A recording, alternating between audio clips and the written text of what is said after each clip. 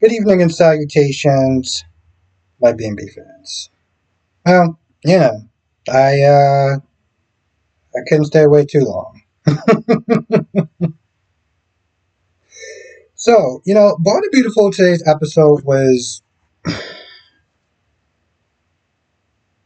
the episodes that we've been seeing at this scene before.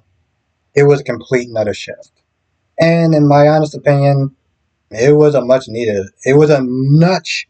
needed shift.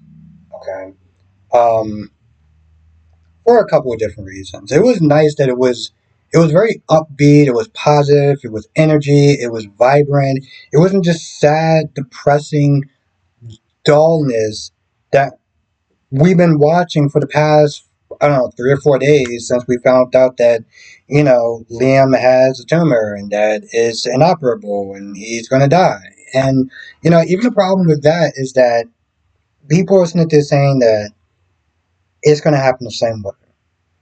Just like Eric. At the last minute, Finn or Bridget or Grace, somebody's gonna sit there and find some sort of miracle cure, and boop, he's gonna be alive, right? And while these moments are very sad and kind of heartfelt in a sense, if the emotion, if all this emotion and stuff like that does not pay off, then what did you do this for? What did you do this for? The problem is they have this reputation for doing this, and they did this not that long ago. This is the problem with watching American soap sometimes is that they are afraid to kill off characters. They really are afraid of killing off characters. And it just makes it very predictable. But again, today's episode was a lot different. It was much more, this was the fashion show. And I'm not gonna lie, it kind of seemed like it came out of nowhere. They had special guests, Christine from Young and Restless showed up there. Spencer and Heidi Montage, I think that's her name. They showed up. I can go off on a tangent about those two in general. I'm not going to. We're not going to go there. Electra was happy when she saw some sort of influencer. Part of me does kind of sit there and I look at it. I'm just like, so you're talking about influencers now, huh? Didn't talk about influencers before Beyond the Gates. Now, oh my God, can you sit there? That'd be so cool if you sit there and give me an introduction to my favorite influencer. Okay. Yeah. hmm Katie was annoyed when she saw Taylor there. She was annoyed. But, Stephanie was like, yo, listen, Ridge invited her. So, like, she's here. She was also annoyed. And that kind of annoyed me a little bit. But she was annoyed when she saw Daphne touching on Carter. I'm like, what are you annoyed about? Hope practically told this dude to go away. Hope don't want him anymore. So why are you annoyed for? Why are you sitting there with your little judgy eyes about that situation? Like, just shut your mouth and do your goddamn job. Maybe you should sit there and concentrate on that. Now, Brooke and Taylor. Brooke was being kind of petty when she walked up she was being kind of petty at first when she walked um up to Taylor and be like, "Oh, what are you doing here? This isn't your world." And like, what's going on? Like, why are you here? And I'm like, well, she's there because of Reg.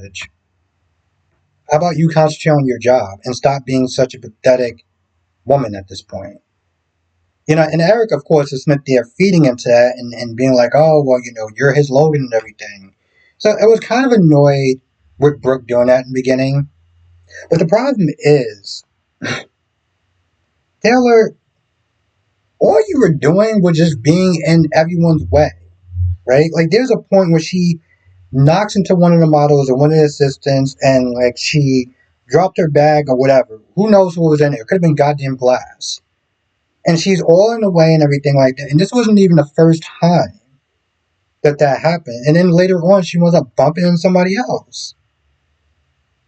So there's a point where Brooke is like, yo, listen, you're, again, she starts with the pettiness, but she's like, listen, you're in a way, you're knocking into people. And there's a point where, Eric comes over and she pretty much tries to tattletale like, oh, well, Brooke is not there saying that, I don't belong here. Regardless of what Brooke is not there saying, take your narrow ass somewhere and find a goddamn seat so you won't be in everyone's way. What is so hard about that? There's a point where Brooke is getting ready for, I guess, whatever showstopper thing that she's going to be doing, and she's getting dressed and stuff like that, and sisters are helping her out, and Eric is all like, oh, well, you're going to wow Rich and da da da da da. They go away. Taylor walks in. Taylor walks in, and she slams the door because she's all like, well, I'm not done with you, da da da da da da da, and me and him are building the future, and I'm just like, if you wasn't so damn insecure about your relationship, you wouldn't be doing all this. You wouldn't be doing all this. While I do think that Brooke is probably the most pathetic one out of the both of them, I can't help but sit there and think maybe Taylor, you might be giving her a run for her money. You had a medical condition because he practically treated you like a secondhand fiddle. And you're going in Brooke's face and you're doing all this catty BS? Like, come on. Which, by the way, she wound up locking them both up in the room. So now Brooke can't sit there and come in and do whatever she was supposed to do. I think Charlie, there was some sort of comedy scene that I didn't really care for. Um, you can find his keys, you can find this. And I think Carter was like, don't, or maybe it was Indy, like, don't lock yourself in this room. Did anyone ever think about fixing that goddamn door?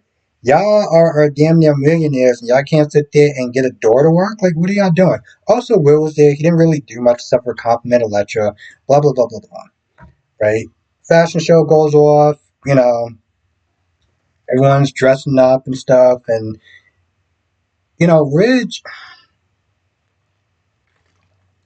gives his props to Carter for being a good CFO or whatever and just introducing some more stuff like the jewelry line and the perfume and stuff like that.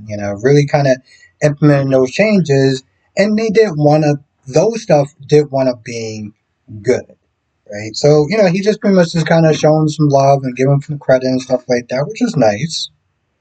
It's nice. Um, Very generous, seeing how he's the one that actually. I mean, in some ways, I can see where some of the Hope fans are coming from.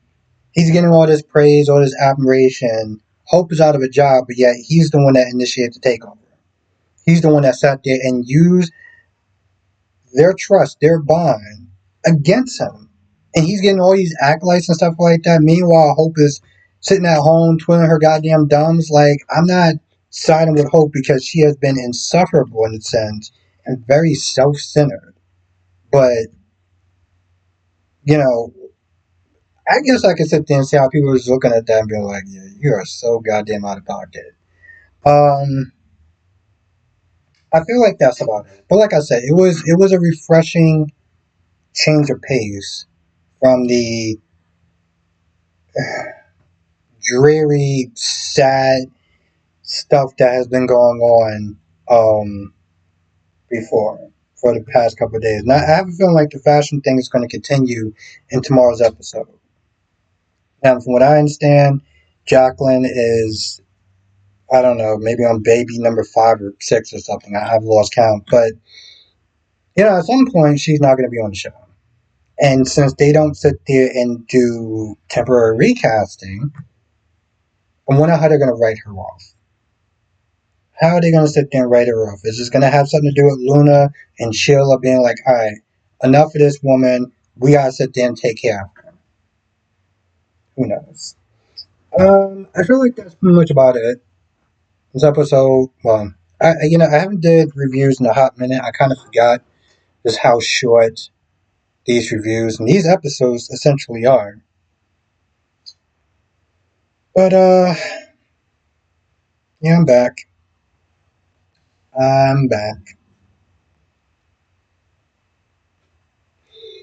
I'm just not there thinking about the times where I didn't do reviews on it because I don't know, it was just dreary and yeah, I'm gonna be honest, Days actually was stepping up.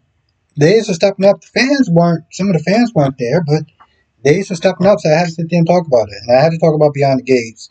Mostly because just some of the stuff that has been going on that I really need to kind of get that off my chest in a sense. I'm debating if I should sit there and do a Beyond the Gates review because there's some other videos that I do want to do that's not soap opera related, and I don't want to sit there and put out too many videos. So I generally try to stick to at least 2 videos a day with soap opera content plus the live streams. It's supposed to sit there. The idea of doing the live streams also is that anything that I don't cover soap wise, I'll cover it in my streams. I always sit there and talk about 5 soaps. Young and Restless, I do too. I need my Young and the Restless fans to sit there and really step up and come through in these streams because I got some stuff to sit there and talk about the Young and Restless too. So if you are also a Young and the Restless fan, I'm going to be talking about that as well. So come through. I know GH fans. I know GH is the most popular show, and so the fans kind of come out in droves with that and really do drive the conversation. But like I said, I'm up for talking about Young and the Restless. I want to talk about Young and Restless. Um, yeah, that's pretty much all I gotta say. If I forget anything, write in the comment section below. See you in the next video.